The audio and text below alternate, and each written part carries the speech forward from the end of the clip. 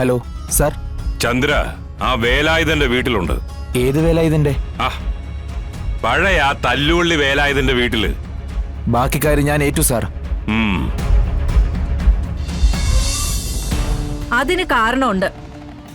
ശാലിനിക്ക് നിന്റെ മനസ്സിന്റെ അത്രയും കുശുമ്പും കുന്നായ്മയില്ല. അവൾ അന്നും ഇന്നും എന്നും വിഷ്ണുവിനെ മാത്രമേ സ്നേഹിച്ചിട്ടുള്ളൂ. അവളുടെ ലോകത്തെന്നും വിഷ്ണു മാത്രമേ ഉള്ളൂ.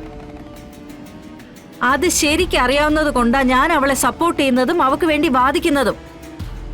പിന്നെ ശിവനുമായിട്ടുള്ള വിവാഹ വാർഷികത്തിന്റെ കാര്യം, ഈ സിനിമയിലും നാടകത്തിലൊക്കെ ഇതുപോലെ എത്രയോ സന്ദർഭങ്ങൾ ഉണ്ടായിട്ടുണ്ട്.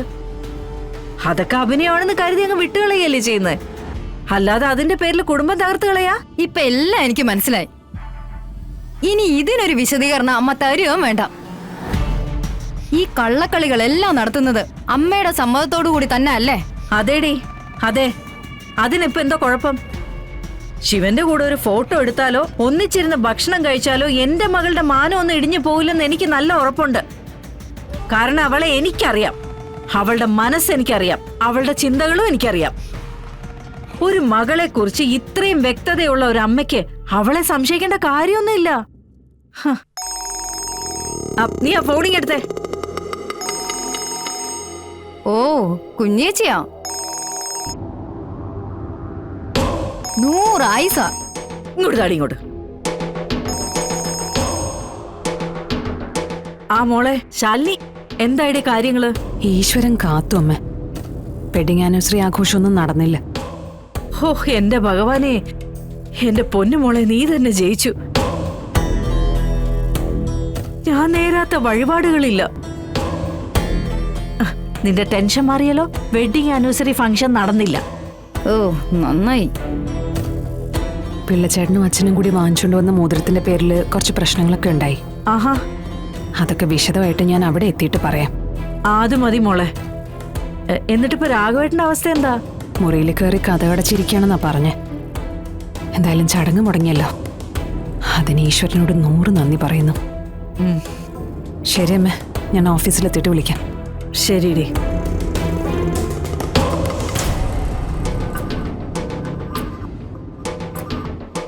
ഇപ്പൊ മനസ്സിലായല്ലോ ദൈവം ആരുടെ ഒപ്പാന്ന്.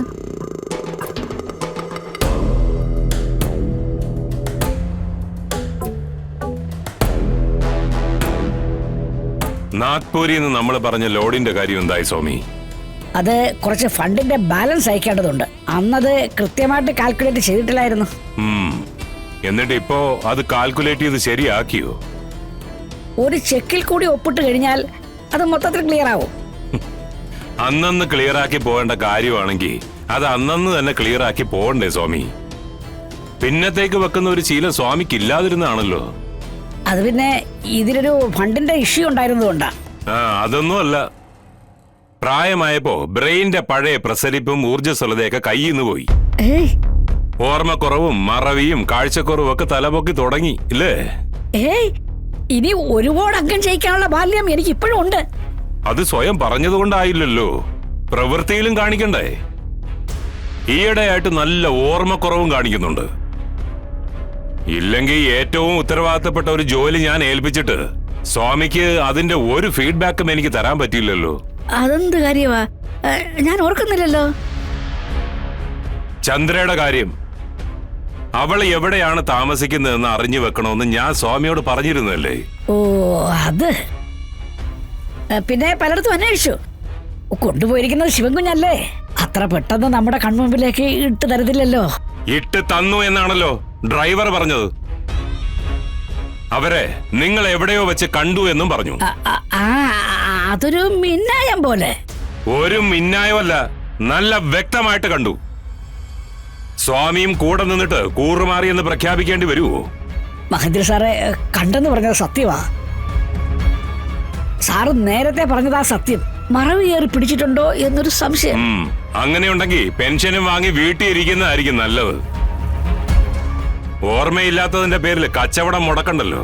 ഈ എന്റെ പൊന്നു സാറേ, ചന്ദ്രക്കുഞ്ഞിനെ കണ്ട കാര്യം മനഃപൂർവ്വം മറച്ചു വെച്ചതാ. കൺമുമ്പിൽ കണ്ടു വളർന്ന കൊച്ചല്ലേ, ഒരല്പം വാത്സല്യത്തോടെ ഒരു നിമിഷം ചിന്തിച്ചു പോയെന്ന് കരുതിയാ മതി. ജനിപ്പിച്ച അച്ഛനില്ലാത്ത ദണ്ണം കണക്കപ്പിള്ളക്ക് എന്തിനാടോ? ഏതായാലും വണ്ടി ഓടിച്ചിരുന്ന നമ്മളെ ഡ്രൈവർ ശരിക്കും പണിയെടുത്തു. ചന്ദ്ര താമസിക്കുന്ന സ്ഥലം വരെ അവൻ കണ്ടെത്തി. അച്ഛന്റെ നോട്ടം കിട്ടാതിരിക്കാൻ വേണ്ടിട്ട് മകൻ കണ്ടെത്തിയ സ്ഥലം കൊള്ളാം. ആ തല്ലുകൊള്ളി വേലായുധന്റെ വാടക വീട്. ചങ്ക് കീറി പൊളിച്ചാലും ഒറ്റിക്കൊടുക്കാത്തവനാ വേലായുധൻ. അതായത് അവിടെ 2 ബ്ലഡ് ഗ്രൂപ്പിന്റെ ചോര ഒഴുകുമെന്ന് സാരം.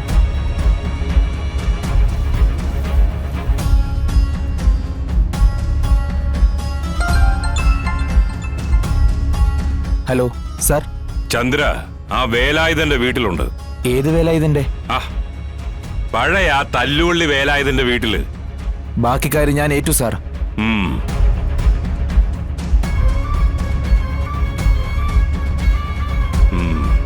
കാക്കയ്ക്കും പരുന്തിനും കൊടുക്കാതെ വളർത്തി വലുതാക്കി.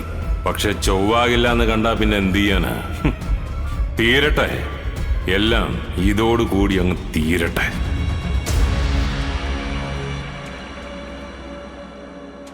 പ്രതീക്ഷിക്കാത്ത ചില സംഭവങ്ങൾ ജീവിതത്തിൽ ഉണ്ടാവുമ്പോൾ ആ സന്തോഷം ഏറ്റവും അടുത്ത ആളുകളുമായി പങ്കുവയ്ക്കണമെന്നാണല്ലോ പറയുന്നത്. അതുകൊണ്ട് വന്നതാ നേരിട്ട് പറയാൻ. അപ്പൊ പറയാൻ പോകുന്നത് തീർച്ചയായും സന്തോഷം തരുന്നൊരു വാർത്തയായിരിക്കും അല്ലേ? സംശയമുണ്ടോ?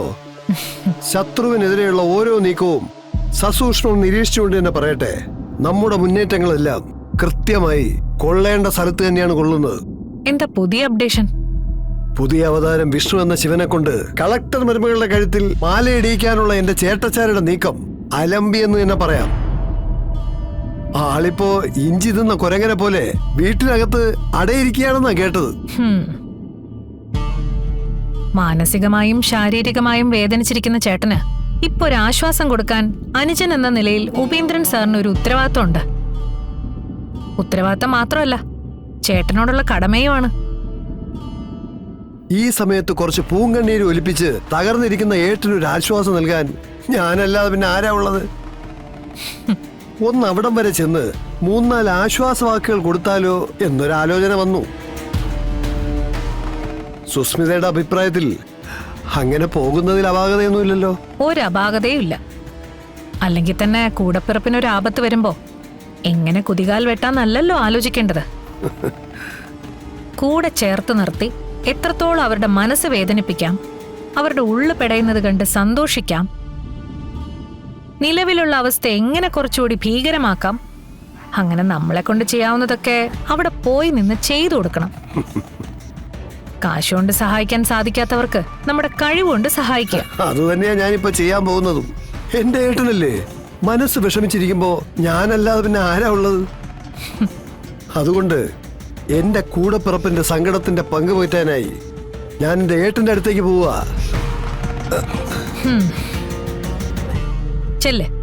ചെന്ന് വേണ്ട രീതിയിലൊക്കെ തന്റേതായ സാന്നിധ്യം അറിയിക്ക. അനിയന്റെ സ്നേഹം വാരിക്കോരി കൊടുക്ക്.